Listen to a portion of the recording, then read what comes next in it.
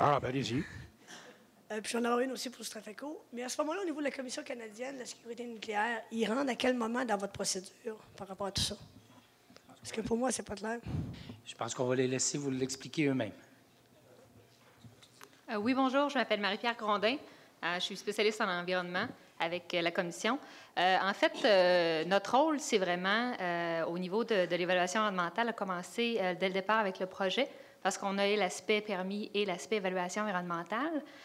Donc, on a collaboré avec le COFEX, qui est le côté fédéral de l'évaluation. Et puis, dans le fond, ce qu'on a apporté, c'est notre expertise, donc au niveau de comment on réglemente les industries nucléaires. Cependant, il y a eu un récent changement. Je ne sais pas si vous êtes au courant, mais pas vendredi dernier, mais vendredi d'avant, il y a eu une décision de la Cour suprême du Canada à propos d'une mine qui s'appelle la mine Vanadium. Et puis, cette décision-là, je ne rentrerai pas dans les détails là, parce que ça importe pas tellement pour la situation. Mais en fait, ce que ça dit, c'est qu'on était déjà une autorité responsable. Ça veut dire que on doit faire l'évaluation environnementale et on doit, à la fin du processus, émettre une décision pour dire est-ce que ce projet-là va avoir des impacts sur l'environnement, des impacts significatifs négatifs sur l'environnement. Donc, on avait déjà ce rôle-là. Cependant, avec la décision, ce que ça nous dit, c'est qu'on doit également suivre le processus de la Loi canadienne d'évaluation environnementale. Donc, en fait, ça renforce un peu notre rôle dans le processus.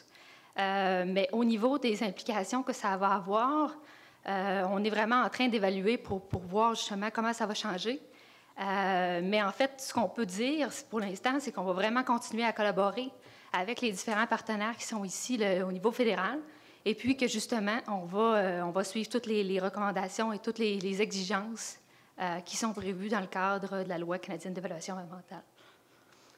Je vais me permettre un commentaire. Je ne veux pas susciter de débat constitutionnel, mais vous rappelez qu'effectivement, c'est important de regarder les impacts environnementaux et santé de la population, que ce soit la population crue ou jamésienne. Mais je pense qu'il faut le faire tout le monde. Ce que je salue, c'est quand même l'esprit de collaboration qui anime les deux comités. Puis j'espère, parce que ça serait dommage de tomber dans des débats constitutionnels ou autres, alors que c'est l'intérêt de la santé publique et de l'environnement de notre région et de notre secteur qui, dans le fond, qui doit primer, je pense. À partir du moment... Excusez-moi, simplement un commentaire. Oui. Je veux vous dire qu'également, au Québec, nous avons un ministère de la Santé. Je sais, d'ailleurs, il y a des gens de la Direction de santé de la publique qui sont ici. Oui, justement. Fait que ça, je comprends tout ça. Mais on comprend tout qu'on est tous le même humain, qu'on vive au Québec, au Canada. Tout le monde veut aller au ciel. Tout le monde va aller au ciel, puis tout le monde veut avoir une protection au niveau de l'environnement. Mais il faut s'assurer que dans tous ces détails-là administratifs, qu'il y a une certaine coordination. Probablement, c'est mon côté ancien fonctionnaire, là, que ça me rappelle des souvenirs quand j'entends parler. Au Québec, ce n'est pas un défaut. Non. Je veux tout simplement vous dire... Je venais mettre de mon côté les fonctionnaires. Mais ce que je veux vous dire, à l'instar de ce que Benoît a mentionné, nous travaillons en collaboration à l'intérieur de nos juridictions. Et le gouvernement du Québec, je ne veux pas commencer à élaborer tout l'ensemble des lois qui nous concernent dans ce dossier-là, c'est-à-dire dans les responsabilités qui nous incombent, devrais-je dire.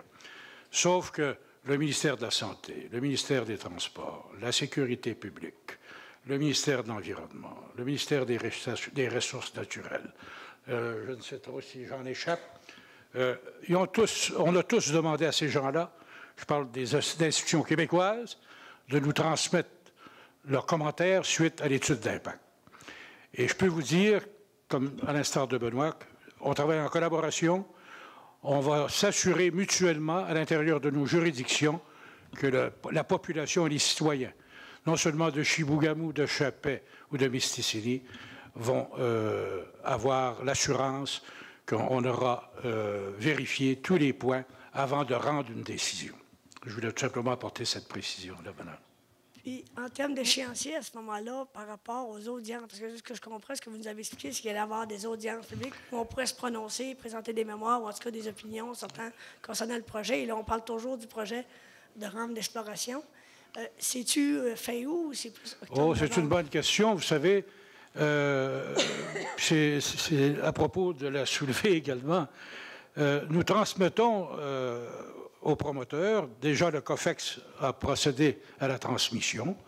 Nous allons le faire d'ici quelques jours, ce qui veut dire que par la suite, ça sera à la compagnie Strateco Resources de répondre à ces interrogations-là. Alors, ça vient illustrer la question qui vous animait tout à l'heure, à savoir, nous nous sommes placés, non seulement en fonction des lois qui nous régissent ou qui régissent l'environnement, la sécurité, etc., mais également la population comme telle. Nous sommes placés dans l'esprit de ces gens-là pour voir quels sont les points sur lesquels, à partir de l'étude d'impact, nous pourrions bonifier le rapport ou l'étude faite par Strateco. Cette étude nous a été transmise.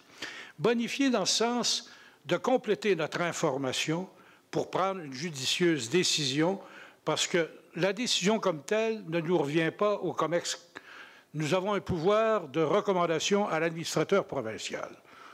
On m'a rapporté que dans les années antérieures, les recommandations qui ont été formulées à l'administrateur, avec l'apport justement, les échos de la nation CRI qui sont représentés par Brian et puis par Philippe, et évidemment les autres représentants, ces recommandations-là sont faites dans l'esprit de la collectivité, dans le respect des lois qui nous régissent.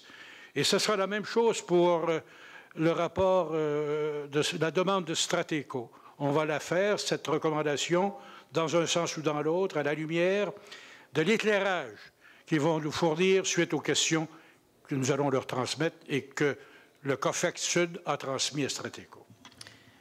Si je peux me permettre. Donc, il y aura donc 2 séries de questions là, qui sont acheminées.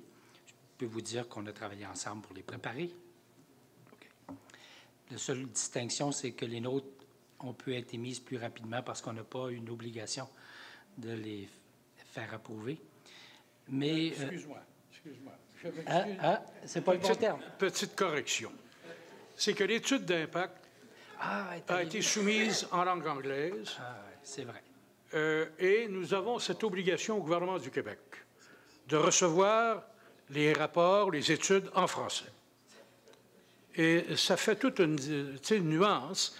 Puis évidemment, Benoît en était conscient, on en a informé, mais d'autres ont été conscients, c'est la compagnie Strateco, comprenez-vous? C'est parce que la loi nous oblige à traiter les dossiers en français. Il n'y a pas de problème, je comprends bien. Vous comprenez bien? Je suis désolé d'avoir fait cet impair. Pas de faute. Mais je voulais vraiment pas, vraiment pas susciter de débat constitutionnel. Si vous voulez, c'est pas une question de nuance. Ce que je voulais vous dire simplement, c'est que donc les questions ont été soumises et lorsque les réponses nous seront transmises, on va évaluer les réponses. Si elles sont satisfaisantes, on va passer à la prochaine étape, qui est la tenue d'audiences publiques. Vous demandez, c'est quand les audiences publiques? Bien, nous, on fait l'hypothèse que les questions qui auront été soumises aux promoteurs auront été traitées avec rigueur et de façon complète. Et si c'était le cas, bien, ça serait à l'automne. Si le promoteur a besoin de plus de temps, bien, on verra qu'est-ce qu'il y a. Mais une chose est certaine, c'est qu'il y aura cette phase où la population pourra donc recevoir un dossier complet, donc l'étude d'impact, plus les compléments d'information, et puis s'exprimer. Une fois que ça sera fait, le COMEX, le COFEX, on va préparer notre rapport, puis on va l'acheminer. Maintenant, il y a une autre étape, celle du tribunal administratif dont on vous a parlé, et le tribunal, lui aussi, travaille selon les règles de notre pays, c'est-à-dire en demandant aux besoins l'input, ou pardon, excusez-moi, de prendre en compte les préoccupations de la population. Et tout à l'heure, lors de la présentation de M. Leclerc, vous avez vu qu'il pouvait y avoir aussi donc cette étape qui s'ajoutera. Donc, quand la prochaine étape? Vraisemblablement d'ici quelques mois. Voilà. Ça vous va?